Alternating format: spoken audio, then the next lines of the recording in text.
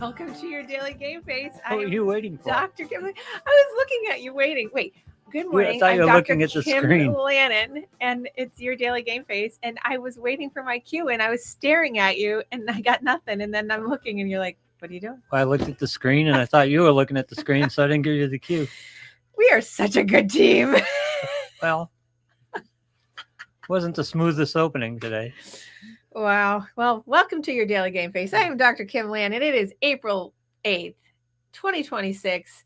And I was in a blizzard yesterday morning, and it's beautiful today. I know, right? I was driving back from, people who follow me on all my social, right? I was driving back from my training over the weekend in lovely New Hampshire.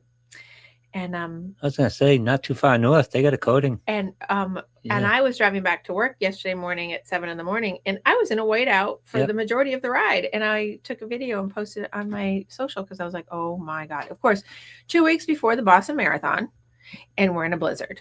Well, however, it's going to be 70 degrees. Better than the day of the Boston Marathon. I know. Right now yesterday it said, it's so funny because you know how I'm not a big watcher of the weather anymore since this is the 12th year in a row, because I've run in everything, mostly rain and sleet and snow and freezing weather.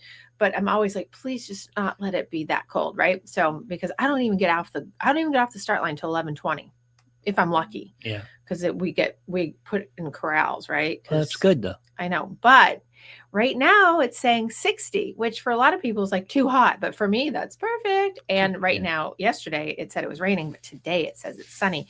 We don't know. It's still 2 weeks away. But you have me to thank for that. Because the weather stopped sucking when I stopped going to the Patriots Day game. Which is why I stopped going to the Patriots Day game. I was going to say, I'm not sure. When was that? Because I've had some pretty crappy weather. Just saying. Yeah. So anyway, but today is a balmy 25. I know it's brutal. But it's beautiful and sunny. So I'll take the sun. And then remember last week it was 25 in the morning and it was like 70 by 2. What's going on? So, it's the season of allergies and snow mold and sickness. And it's April. We shouldn't be getting 25. I know.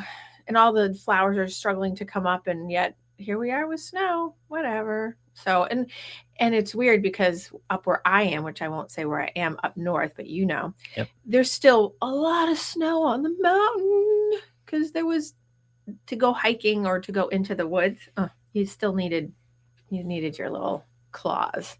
Oh, hey, New York Times said snow is dead. What was that, 15 years ago? Snow is not dead up there. It's not dead anywhere. It's dead here. Yeah. Well, it was dead here because as soon as I hit the Mass border, it was just rain. Yeah.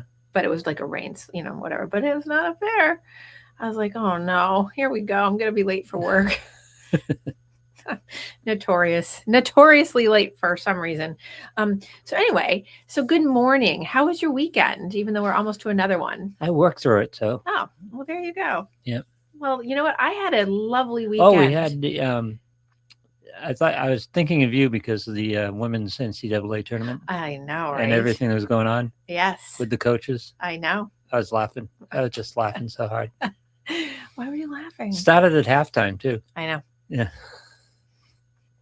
It was a good weekend, though, for that. Yep. Yeah. No, that was fun. Yes, it was. It was very good for people that don't know. You'd have to go watch or look, and a lot of people probably don't follow. Just love people humiliating themselves. So many people do that. I know. It's unfortunate. There's so much of that. So we're in hump day, so we're closer to another weekend again. Yep. I feel like I'm in the last 2 weeks getting into the marathon, so it feels very crunchy, and not crunchy as in the sound, but crunch time. So does the training pick up? No, it's yes. For me, yes. For other people, no. Everyone else is in like a taper. Well, that's not true. I shouldn't say that. People pick what they do. I do not taper because it's a psychological thing for me. Yeah. I mean, the last couple days or whatever, I take rest, whatever, but this has been an awful training cycle, as you know, for me because of my toe and etc. So I'm not taking really any break because I've had to ramp back up later in the game than most people. Like a couple weeks ago, people ran 21 miles. No, I did 16, as you know, last week. And then I've done other long runs and I'm going to do another one. So what percentage of the runners do you think do a 26-mile run prior to the marathon? 26 mile? I'm sorry, 23 mile. 21 mile? 21 mile. We usually, there's some crazy, I would say second degree outlier, 2 degrees after the standard deviation of crazy that do the full marathon at least several times before the marathon, right? Really? They do, but that's so rare. But that does happen, right? Because especially when you're here on marathon weekend, you hear all around you like, "Oh yeah, I already ran it. I already ran out and back." And you're like, "Oh my god," right? And I'm like, "I'm just lucky." Who has 5 hours in a day to do that? Well, no, because these are people that are running it in like 3. You know what I mean? Still. But still, not like me. But there are many because we do the Hop 21. So on the Hop 21, that's the 2 weekends ago and right before Easter, right? That's the one where you start in Hopkinton, which is where the marathon starts, and you go into the top of BC, which is 5 miles out from the finish. So that's the 21-mile mark, right? So people, there's usually, because that's a lot of that's mostly all the charity teamers that go out. That's my group, and there's I think there's 3,000 of us, but I think on that day there's usually around 600 or 700 people that are out just with charity teams doing the Hop 21, and that's the only people that are local. So you figure that people are coming in from all over the world, and training plans, if you stick to a 20-week training plan, which I was on until I broke my toe, you usually do at least a 21-mile once. Mm-hmm. I typically do not because it overtaxes me. The most I usually do is 16, which I've done already, but I'm going to do another one this weekend. Yeah. And then I will stop, and then not stop running, but I won't go further, like in terms of distance. And then there's a lot of us that do that. I know someone that's doing a half marathon this weekend, which is only 13 and change, but do you do the mountain regularly? You mean the one that we're talking about? Yeah. Yes. Yeah. That's what I use that to train for the downhill, because Boston, although it's a net gain downhill, there's a lot of up and down in Boston, and it's not flat. People always say it's flat. No, it's not. And it's predominantly, in my mind, it's predominantly a downhill race, but the ups are really hard. So it's good to train on the mountain. Yeah. And I use it because it's a transitional to go into the Loon Mountain race. So I do the Loon Mountain race up in Lincoln, New Hampshire in July. So this is always the precursor to that, because although it's April, that first weekend in July comes very quickly, and it helps because that one's the one that's the all uphill 6-miler on the mountain itself. Have you cleared your schedule on Tuesday? On the Tuesday afterwards? Have I? Yeah. Yeah, of course. I was going to say. What? Oh, yes. I was wondering what recovery is like. Well, so every year so I have a different thing happening this year. This will be the first time in 12 years. So I won't give all the details away, but after it happens, I'll do it. Usually my routine is I sleep in, and then because usually we do things after the marathon with people, because they finish line people meet me. Like there's actual finish line people that meet me, and then we go out for dinner. Then on the day after, I usually go to the beach, and I have my traditional lobster roll, and I sit by the beach. Nice. And I do like a little shakeout walk and run, and it's usually beautiful. This year, however, I've been asked to do a commercial. Oh, so working. I'm going to be foregoing my tradition. I will sleep in, but then I have to be somewhere to film a commercial on the day after, which I will give details about after I film it. Cool. So I'm filming a commercial on the 21st for, I can't tell you who right now. It's a hold. So, but it's going to be very exciting because I was asked to do it, and I'm like, absolutely. So I'm going to be excited to do that. It should be, I would imagine it's going to be New England based, but I'm not sure yet. Yep. I'll have to find out. But right now I think it's just New England based. But as soon as I do it and they cut it and whatever and put it out, I'll let people know. So it'll be good. It's related to running and marathoning, but it's not actually directly related to that. It's related to medical care and et cetera. It's medical. And they booked you the day after the marathon? Yeah.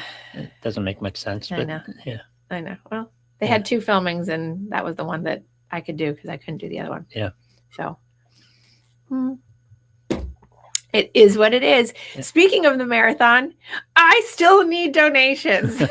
So I have been getting trickle in donations and I'm loving that. I would love for people, please, please, please, if you go to my main Give and Gain site, you are certainly welcome to do that. You can certainly Venmo me as well. It's tax deductible. It's a 501c3 charity. It goes to a great cause, as you all know. I don't need I shouldn't say I need them. I don't actually need the donations, but I'm very competitive. I'd like to get to this level. I'm at a very high level of having been given a lot this year. I'm still trying to gain more because every penny goes towards something really good. So if I get just a little bit more, I'm able to help. Instead of each of us as a team member, $10,000 of each of what we raise goes towards each of these charities. Mm-hmm.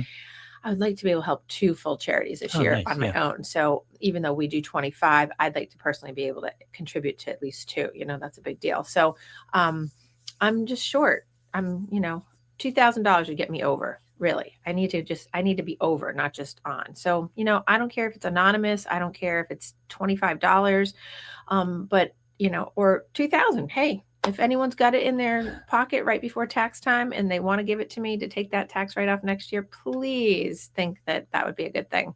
That'd be fabulous. I'm also going to be transitioning into talking about something very important I'm doing a women's retreat. Here we go. A retreat weekend that's coming in May. And I want to start talking about that with people. And it's not to say that I won't be doing for men, but I am doing the first one is a women's retreat weekend for a new sort of like diverse business venture I'm going off in. It's called Rest, Restore, Rise. Mm-hmm. And it's about just refreshing yourself, getting yourself into the whole rise thing I've been doing all year so far for the 4 months. So it's about resting, but it's about rising at the end of the weekend by being able to integrate your reset of your mindset, integrating all of the peaceful things that we talk about by doing different things. We're going to have hiking. We're going to be doing Reiki. We're going to be doing kind of energy circles. We're doing massage. I have nutritionist. It's going to be amazing. Nice. It's very, very exclusive in terms of the fact that it's small. It's going to be up in Holderness, New Hampshire at the Inn on Golden Pond. It's curated, amazing breakfast. You get your own private room.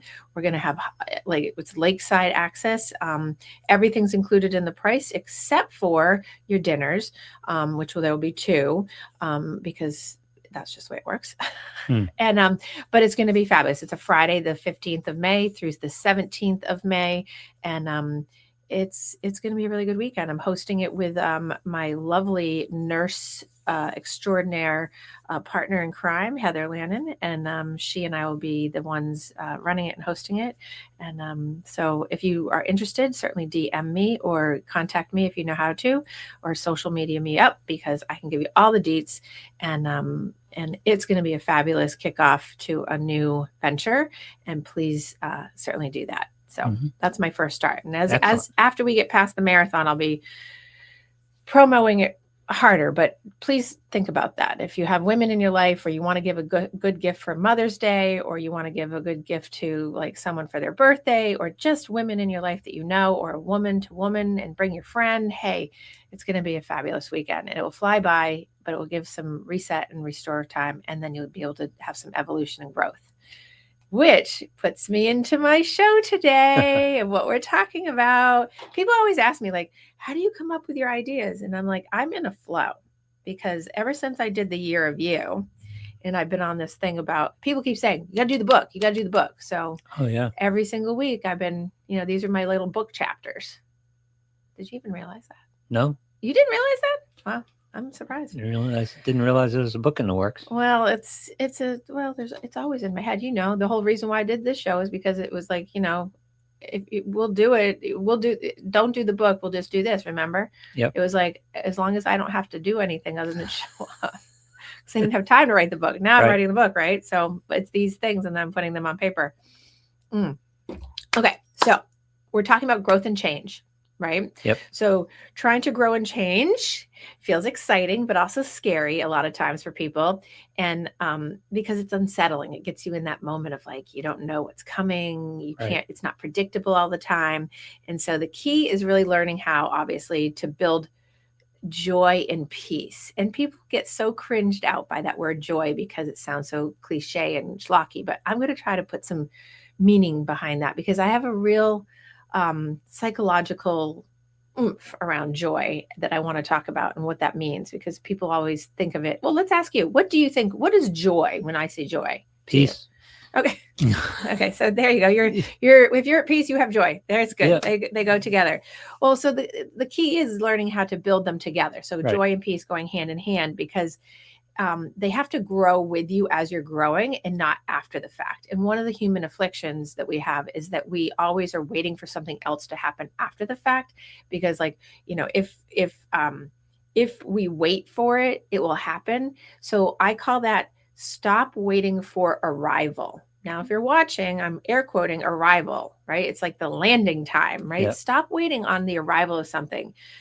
Because when we are growing and changing and learning and things, often it tricks us into thinking that we'll feel good or better after we fix ourselves. We'll feel better after we do the thing, Right. which is actually true. We do feel better after things come into play. We do feel more, but if we are actually actively participating in the joy and the peace as we are growing, the after effects are even bigger and stronger. Yep. So stop waiting for it to happen to you. Essentially, stop waiting for the arrival of it on you as if it's going to happen. You know, the other side of it is too is a lot of times people in my practice, I often say, it's osmosis is not going to happen. Osmosis doesn't work here. It doesn't just happen upon you. You have to make it happen. And the problem with that is that so many people are waiting for it to happen to them. They're like, I'll do it when I feel better. I'll go to the gym when I feel better. No, you go to the gym and then you feel better. I'll eat better when I don't feel this way. No, you eat better so that you feel better. I will sleep better. No, you'll. It's every single thing I could put in, and it's like, just stop waiting for the arrival, because what happens is when you're waiting for it to arrive on you, it's stealing your present moment. Right. It's taking from the moment in what you have, and it's either sitting you in the past or the future, and you're getting robbed of the opportunity of what you could do right now. It's the eye-rolling cliches, but it's about the journey. It's Right. not about the destination. Exactly. Yeah. So instead, you need to really treat yourself like it's happening now, not later. Like, what's your joy and peace today? That's why I tell people, put your peace bubble around you. Make sure you find your joy for today. What is it? And it doesn't have to be this big thing. You're a work in progress. Everything is a journey. No one is perfect, and there is no perfect landing spot. And so you want to make sure that, you know, if you're looking for joy, you're recognizing joy. And if peace is your joy, then that's where you have to be able to recognize that. Now, let's talk about joy. I asked you what it was, and you're like, it's peace. Well, that's good. So you shrunk down what people do for the definition of it, because joy has this big meaning to it for so many people. It's like it's astronomical. It has these things that are just unattainable sometimes, and it's external. And it's external again, and then it takes that thing away from you. So shorten up or shrink your definition of joy down to something better for yourself. So joy is not big. Joy is not dramatic. Joy is just often a quiet moment with your coffee. That's joy, right? You saw how joyful I was when I got my coffee this morning, right? It's I'm thinking of examples for myself. A song that just hits just right? A song that hits you in the moment, and you're like, and it brings us a moment of peace and joy over you, right? Or finishing something small that you said you would do and accomplishing that. You know, you have a list of things and you got 2 things done, and you're like, yeah, that's good. And you feel the feels of that. That's joy. Yep. Right? So training your brain to notice the moment. Again, I'm going to repeat that. Train your brain to notice the moment, not just let it fly by you, because you're now in the moment of having the joy. It's not these big dramatic things. And that's how peace starts building, is when you're actually training your brain to notice the moment your peace bubble becomes more strengthened, more resilient, and through the repetition of it, it becomes more solid. And if you can actually visualize a peace bubble being like a force field, there's not going to be any breakthrough spots, so that people are less likely externally going to be able to break through it, because you're going to be able to stay in it. Well, so many people think joy isn't there without the end result, Right? but it's hidden all over the place every day. Right, and people miss it all the time because they're too because they haven't accomplished a big goal. It's the outcome goal they're focused on, instead of staying present, because you're robbing yourself. And it's so hard because people hate taking accountability so much of the time, but you're robbing they do. People, and it hate's such a strong word, but it is. They hate taking accountability and responsibility, that they have the ability themselves to just be the ones who are it's so easy to be a victim. Builders. Why take responsibility for your own outcomes? Right. It's like, it happened to me, not I had some kind of action on it. I have my hands on the steering wheel. I have the ability to take over. Right. So, but through repetition and through consistency of staying present in that moment of building your peace, it becomes just a better, tighter circle, so to speak, around you, so that you're not missing opportunities of where there's good things happening. Right. Okay. So then here's the other, there's many pieces. So when you're actually shrinking the definition of joy and making it into this thing that's a quiet moment with yourself, a quiet moment doing something, finishing something small, or that song, right? You're also working on the discomfort that you have to sit on. Now, I touched back on this last week, I think, and maybe the week before, about sitting in the uncomfortable stuff, or sitting with your own shit, right?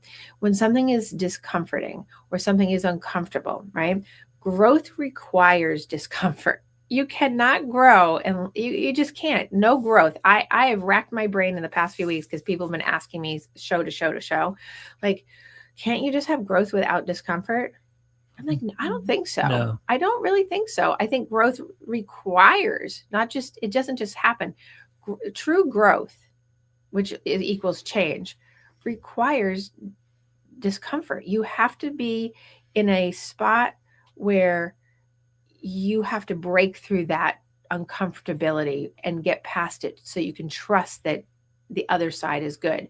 It's going back to the two roads that are hard. Which road are you going to take, right? Yeah. All roads are hard, but it's like, well, the uncomfortable one that ends well is the one we want, versus the one that you keep slamming into the wall at the end, right? So it's the discomfort. This is the meditation misunderstanding. Meditation is supposed to be stopping all thought, and that's not what it's about. It's about processing thought. Right. It's about being able to refocus the thought. So joy isn't about not having discomfort. It's about processing it well. Exactly. And being able to recognize that there's joy in things if you allow yourself to see the joy or the peace. There's peace in things if you allow yourself to have it. And you have to give yourself the permission to have that, right? So, and to your point of like the meditation of like, try to free your mind. That's the biggest misnomer. Right. That's the biggest adjustment issue around meditation, because it's the same thing about making peace with discomfort.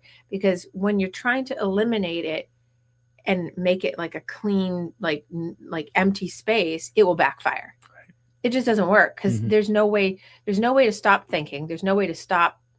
There goes my back screen. That was weird. Yeah, turtle. Oh, I have a turtle behind me. That's so nice.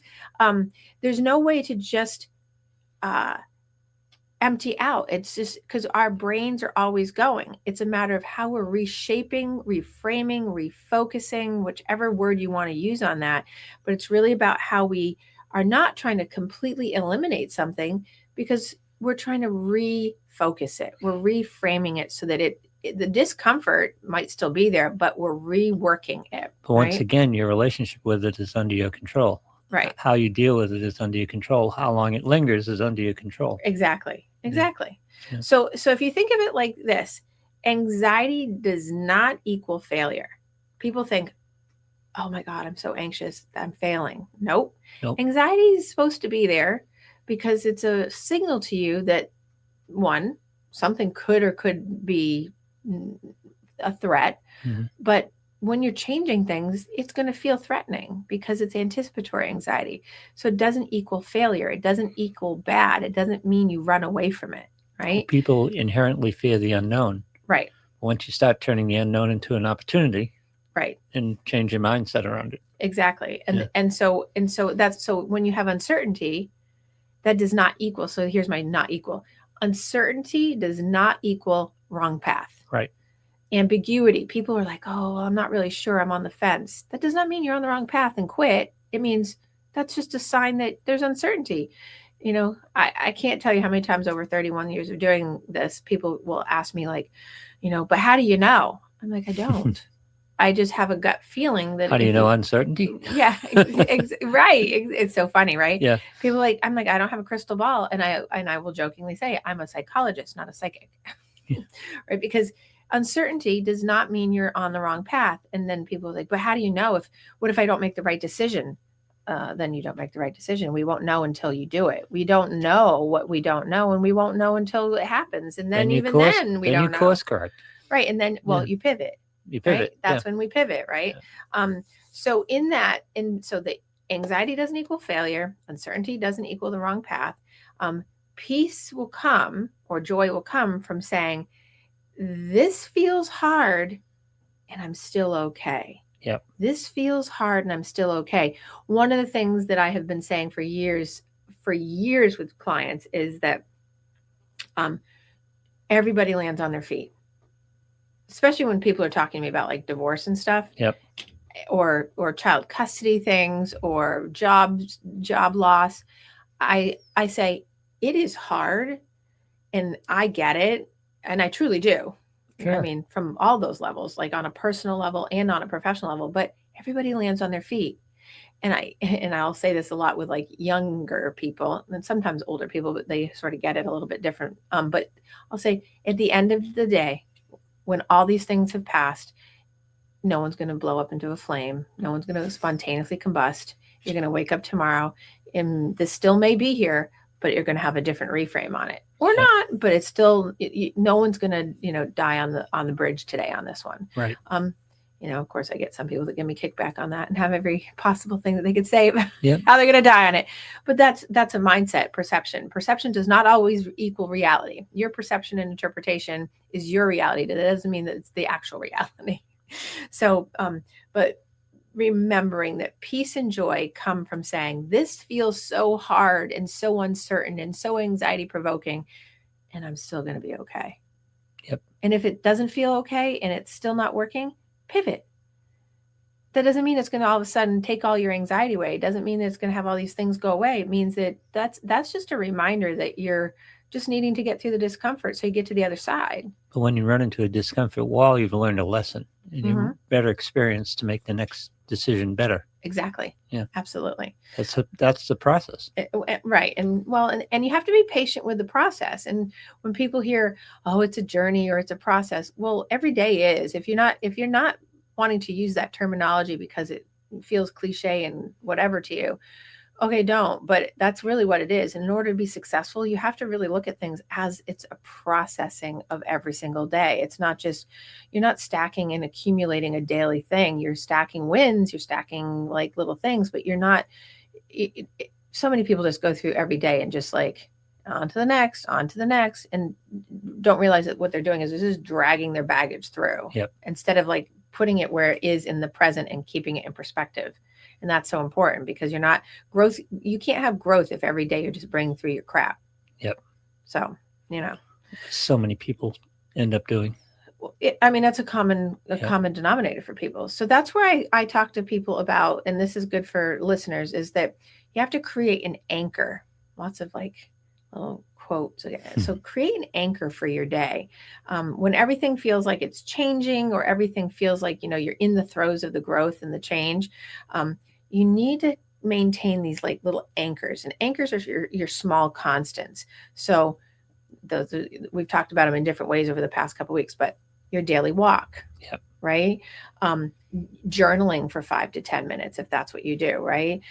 Consistent sleep and wake time. I would put that as number one. If you're, and I will tell you that's hard for me, given my schedule. Yeah. That's a hard one, but I try, right? And unfortunately, if you have animals, it's harder. Yes, I had a rough sleep last night, let me tell you. Which is why Thursdays are always hard, right? Well, you have cats, which is the problem. You know what? I could say so many things, but I won't. I was going to say these moments. I was going to list a dog, or my dog is part of that joy and peace for me. The couple moments you get in the day, where you can just sit down with the dog, or take a walk with the dog, or play ball with the dog. Right. Well, and you can do that, with cats too. Like, seems small, but take the win. Well, because they're little anchors, they're little moments in your day that you're taking for yourself, and you're getting something that's giving you peace and joy. Yeah. And people think of those as not big enough, so therefore they don't count. And I'm going to be here to say that short moments of stillness, and those are stillness, even if you're walking the dog or I call it playing jump. I have my little Twinkies, my very large kittens now. They like to play jump toy. Jump toy is taking the stick toy and jumping around. Yeah. I get so much peace and joy from watching them like jump as high as they can, and like hoping to God they don't break a leg when they land. But it's just in those 2 minutes. It takes like 2 minutes just to find those moments of those anchor moments. Because what the pets do is they give you this perspective, because whatever's going on in your life, they don't care. Throw the ball. Exactly. Yeah. Exactly. And so I think people take for granted those anchor moments because they're just moments that happen because they have to. Like, you have to walk the dog, you have to feed the dog, you have to, you're writing in your journal. Don't take things for granted. Right. Think of them as important anchors in your day. That daily walk, that's that awake time in the morning where, like, I'll get up consistently, say at 6:30. And I may not get up and jump out of bed, but I have a routine in my head how I keep it going, so that I get myself in the day of the right mindset for a couple minutes. It's very specified, which I won't go into, of how I do this. And it's taken me a long time to do that. And now, even when I'm off to my places that, I go to, and like the weekends and train, I stay to the same anchors, no matter if I'm here, if I'm in the Caribbean, if I'm in England, I stay to the same anchors. I don't change them, because why? They set me up for growth, success for the day, and they set me up for my peace right away. I have so many people wake up in the morning and be like, I'm so anxious. Okay. Right. We need to have an anchor for the morning. So on the way in today, I did an anchor for someone this morning that called me and said, I am so anxious. And I said, did you do what I said? And we talked about anchors last week. And she's like, no. And I'm like, well, so, it's as simple as putting down on like a little cue card or a little sticky notes, in different places. When you wake up, it's to immediately breathe and slow down. And all she does is have the word slow down and breathe. Yep. And excuse me. And that's just like a 15 to 20 second anchor. That's an anchoring technique. But what it does is it gives you a sense of control over your life and your mindset. Right. So soon as you understanding you do have control. And opening up your eyes, and all of a sudden being like, oh my God, I'm so anxious. And you have like a little sticky in front of you that says, breathe and slow down.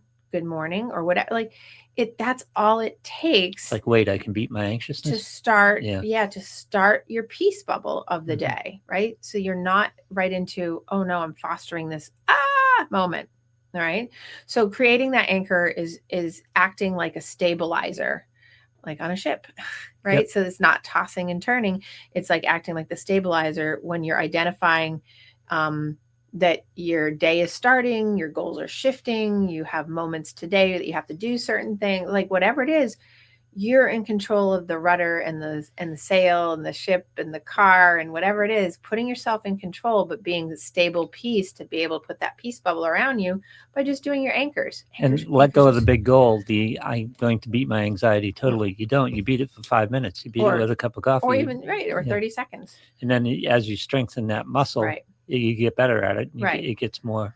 Right. And it gets more effective. So many people think that anxiety owns them. There was a thing when I was in gymnastics, my coaches used to say to me, and all of us, but this was because the balance beam excuse the French here, but scary as shit, right? Yeah. It's a 4 foot high, 4 inch wide piece of, it used to be wood. Now it's fiberglass, right? That you'd have to get up on and fly around on. Yeah. right? And all the coaches used to say to us over and over, no matter how many good coaches, bad coaches, they always had the same thing: is you either own the beam or the beam will own you. And that's the same thing in life. You either own your day or it will own you. And you have to, it's like, okay, that's a scary thing. Like the beam is scary. Yeah. Life is scary. The beam is hard. Life is hard, right? You have to go out and own it. And that doesn't mean it's going to be perfect. That doesn't mean you're not going to fall off the beam. That doesn't mean you're going to have a bobble or not. It means you have to stay the course. And so it's that readjusting and pivoting on that moment of have your anchor that you know that, well, if I fall off, I just jump back on. Yep. If, and you keep going, right? So if you have a frame of reference of gymnastics and you see people like have a wobble on the beam or you see them fall off or whatever, they jump back on because what? We have to. We're trained that the show goes on. That's how you take control. You just keep going. If you fall off and you don't get back on and you have a fear now, you're never going back. Yep. Right? So there's good psychology behind that. Okay. So the next piece to build on to this like peace and joy thing is reducing the noise in your head from comparison. Growth gets so distorted when you're constantly measuring yourself against what other people are doing or what other people are doing and thinking. And so this goes back to 2 shows ago, but I can't reiterate it enough on the peace and joy about this is limit your inputs. Limit your externals that are making you feel behind, especially social media spirals. Mm-hmm. And also I put in there as a top priority is family. Family will often be our downfall. Family and friends, like close family friends, they will be our spiral points of getting us derailed because we'll compare to what we think they're going to think. Hence my show last week about what people think, or we're comparing to there's too much noise. That's that back chatter noise of comparing to, well, so-and-so is not like this. Now, if you grew up in a home, which many people do, of like, well, you're not like your brother, you're not like your sister, you're not like your Uncle Joe's daughter. Like you've got to be able to really come to a Jesus moment, so to speak, to be able to say, in order to get peace and growth, peace and, confidence and joy in your life is you've got to reduce out comparison because no one is like you. Right. Your journey is not the same as someone else's. Just because someone else went to Harvard doesn't mean that you going to UMass Amherst isn't going to be just as awesome and it's not going to get you as far because that's just not Plus, true. You don't have the full picture of what you're comparing yourself to. Exactly. And no one ever fully knows, to your point, what is the whole story behind other people's stories. Yep. On social media, you look at a profile and they have a car and they go on trips and you think that's the life and who knows what's going on in their life. Exactly. Yeah. Exactly. So when you're thinking that may be overcompensating for other things. A lot of times. Yeah. Exactly. So when you limit your inputs that make you feel behind, especially those spiral points, right? I try to get people, and I'm asking my listeners to replace those things with like, only reflect on your own progress. Where are you at in it? If you catch yourself doing the comparison point, reflect on where you are, where you come from. So if you started this path with me in January, and here it is April 8th, where are you in your reflection of growth progress today? What has been a good pattern for you? What has stayed constant or semi-constant? And ask, am I moving in the direction that I respect and expect of myself? Am I moving in the direction that I expect and respect about myself? Not am I moving in the direction that everyone else expects? Right. That is the replacement. Am I moving in the direction that I expect and respect about myself? People don't ask that enough. Nope. They get too busy and like, what is that person going to think? Am I moving in that? What are they going to think if I choose that college? If I choose to move there? If I choose to buy that investment property? If I choose to change a job? If I choose to get divorced? How about you just stay in your own lane and figure it out for yourself and not care about because your choice for you is going to be very different for the other person. You know, if that other person is sitting on $1 million pile of money and you don't have that, then your choice is going to be very different. If that person has never left their 20-mile radius in like their town and you're a person that has traveled all your life, what are you comparing to? Like, why does it matter, right? So it's super important to be able to remember that you have to reduce that noise down and the comparison points have to get out of there. Compare. I have one person in my practice that compares himself and his whole family to everybody, and it's gotten him so stuck over the past like decade. Yeah. We're still having the same conversation in a better way now, and he's definitely had improvements, but it's such a default because the brain gets into a mindset of non-peace bubble, non-joy, because you're allowing yourself, which just kills people, because there it is again. It's like about the responsibility taking and accountability, that you have control over what you're doing to yourself and thinking. And when I say that to clients, which I'm very open about, that you have to take accountability for yourself. You have to be able to say, where's my peace in this?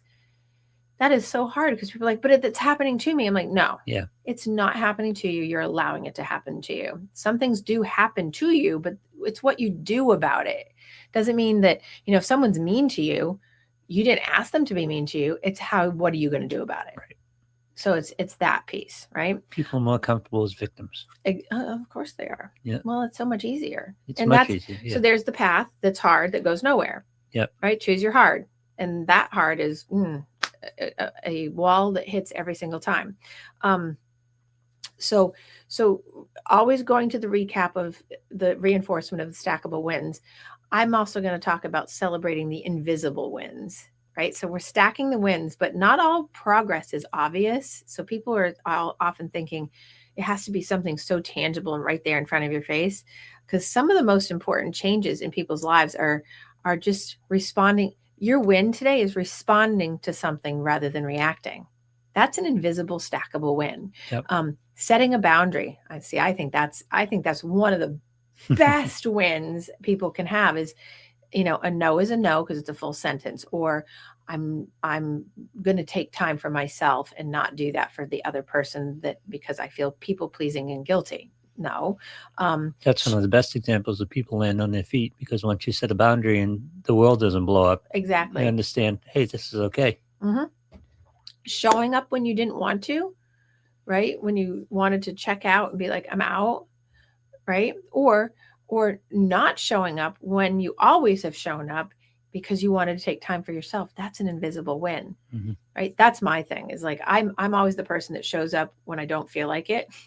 I have to go the other direction, show up, not show up, because I don't show up all the time for myself. So my win is showing up for myself, right?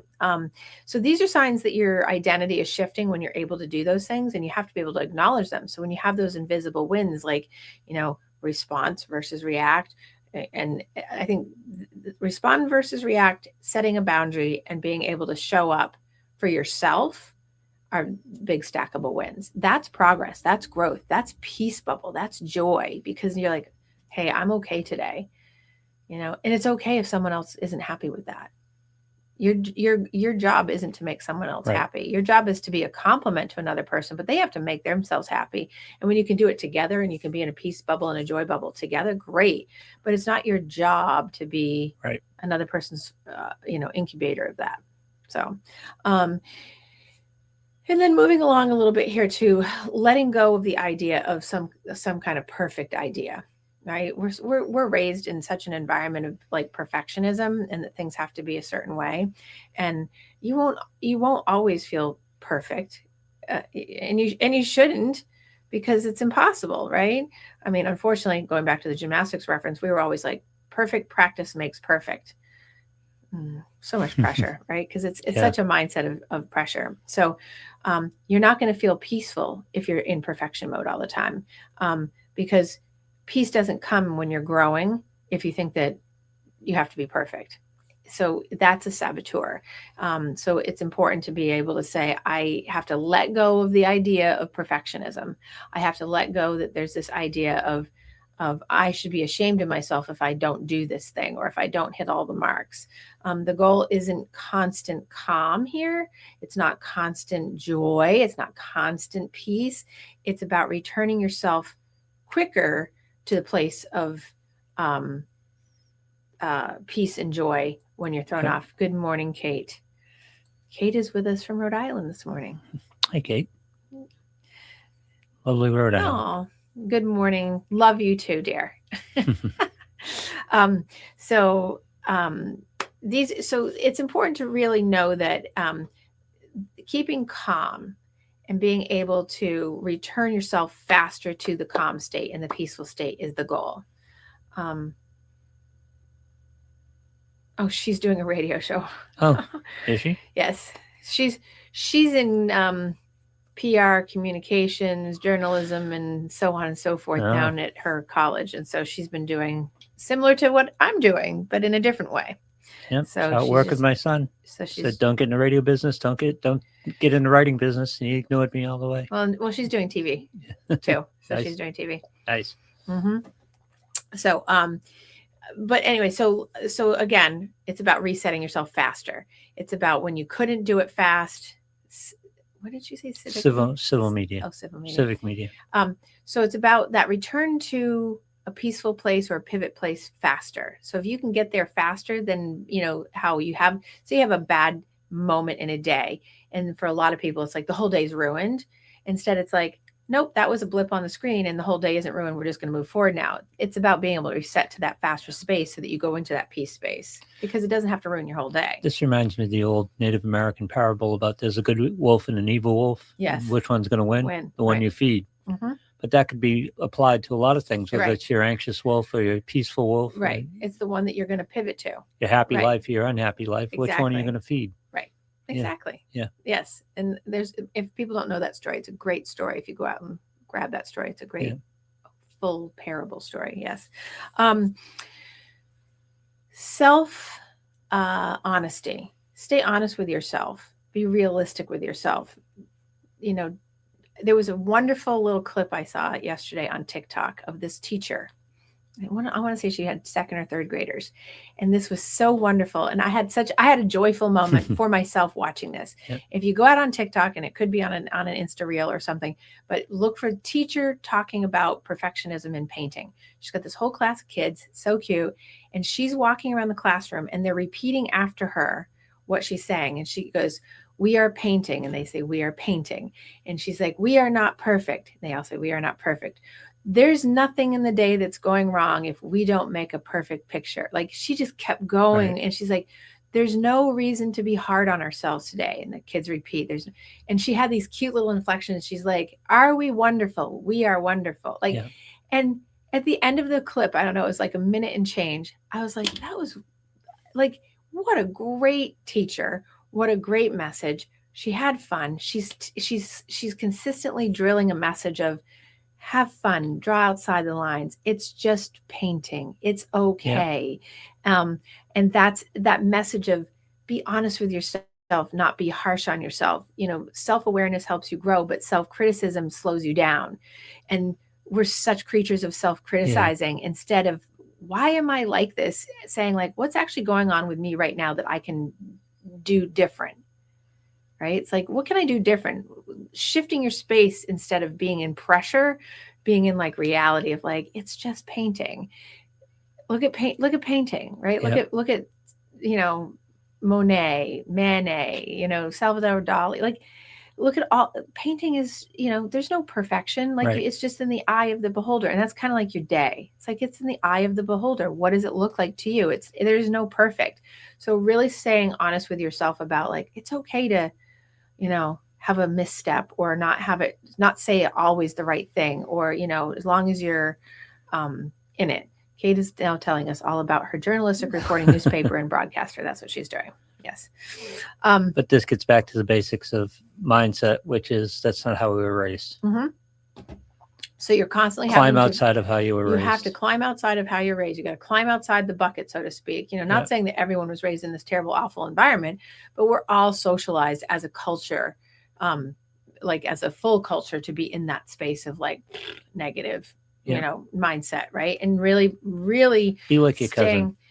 Yeah, staying in the rise moment of reset your mindset so that you can integrate something good, so that you can stand up for yourself and stand out, and that gives you evolution. That all leads to joy and peace. Like, that's the whole rise moment, right? And in saying that, I would say that keeping, this is like my last point of this, is keeping your world a little bigger than your self-improvement. So your peace bubble's here, but keeping the world around your peace bubble a little bit bigger than your self-improvement. Why? Because if your entire life becomes about fixing yourself, right, it gets heavy really fast, and then you're not growing. So if you make room for fun, relationships, curiosity, doing things that you're bad at, doing things that you're challenged by, growth will expand your life and not shrink it. Right. So you've got your peace bubble, which is not a defense wall. People often will think it, when I say it initially, they'll be like a force field, right? Keep everything out. No, it's a peace bubble so that you can make the life around you bigger without it then coming in and somehow annihilating you if something goes wrong, or stopping you if it doesn't go the way you think it should. So it's so important to be able to not focus on fixing yourself, but just being able to be present in your moments of clarity of your day and enjoying those moments. Again, going back to go back to the beginning, collect those wins, but invisible wins, making peace with the discomfort in your day, and really stop waiting for it to happen to you. Yep. Take some charge of your peace and your joy, and really be able to, as you grow with that by saying, it's arriving with me. I'm making that happen, and I'm not going to wait for it to happen. Yep. I'll ask certain people like, well, what do you think when you're going to do that or whatever? We'll see. We'll see is not an answer. We'll see is like, it's never going to happen. You know that. It's like, what are you going to do about that? I'm not sure. I don't know. I don't know. In a kid life, that's one thing. In an adult life, I don't know and we'll see are typically not acceptable answers. That means you're not doing the work. Right. You're wasting time. You're wasting people's time around you, and you're wasting your own time, especially when if it's on your time, that's your time. But when you've got people involved, like family and friends and and you're saying like, I don't know, or we'll see, or promises of something, and you're doing that, there's no peace bubble there. That's just like hands are off the wheel, and you're like flying out the door. Right. So really, really focusing on how you can do this. So there was my 8 or 9 point process of how to like do this. Now, if you're interested in more, obviously, well, maybe there's a book coming down the line here, but all my little chapters, but these come on the heels of each week when I've done the show. Right. People are asking like, well, how do you have joy or peace if you're always working on this? Because you're not having to work on this. If you just get the mindset of this on a daily, like take these, But think of that mindset. Right. I'm quote unquote always working on this. You're sabotaging your day. You got to be aware of your patterns in that. Right. I get a meeting on Thursday. I'm going to ruin the next 3 days. Right. Worrying about it. Exactly. No, you can't do anything about it. Find something positive instead. Right. Well, and that's kind of like a couple of weeks ago. Remember when I had that thing that I didn't talk about afterwards, right? If I had not taken care of that thing in that moment of that day, and then just been able to walk through it, and it was going to happen, whatever, and it came out how it came out, I had to let go of that, because instead of worrying about it every single day till the day that it was happening, I mean, was there like a little twinge in there? Yeah, but I had to tell myself, knowing the mindset was, I have no control over what I don't have control over.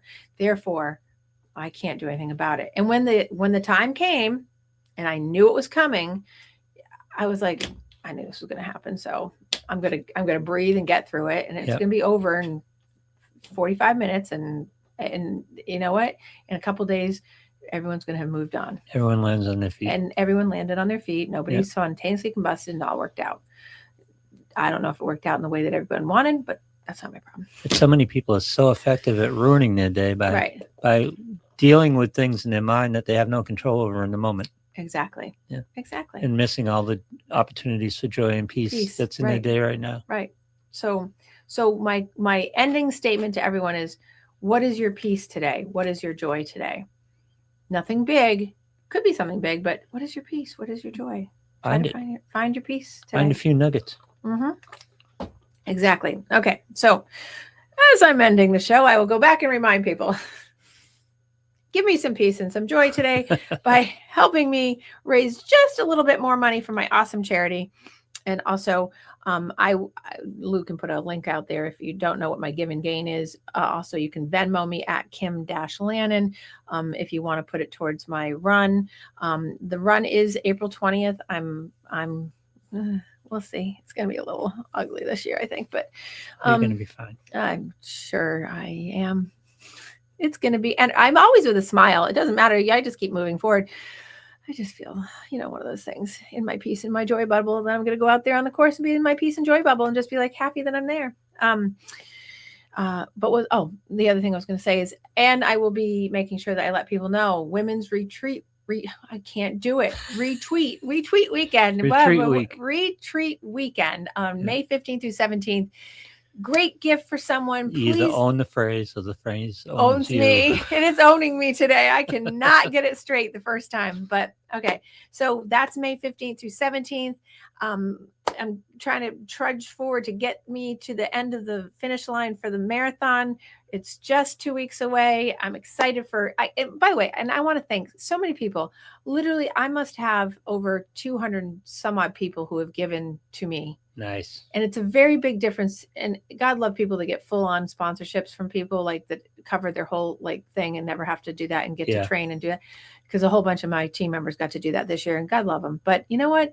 There's something to be said for, even though it was exhausting, there's something to be said for how many people came out and have supported my cause, and they do it every year, and they give, and they always do it. And love and thanks, and because it's a big deal. And that's a huge community. It's a huge community that helps come out and do that for me, to get me to $20,000. It didn't happen from one person. It happened from a lot of people. And I love and appreciate all of you for doing that.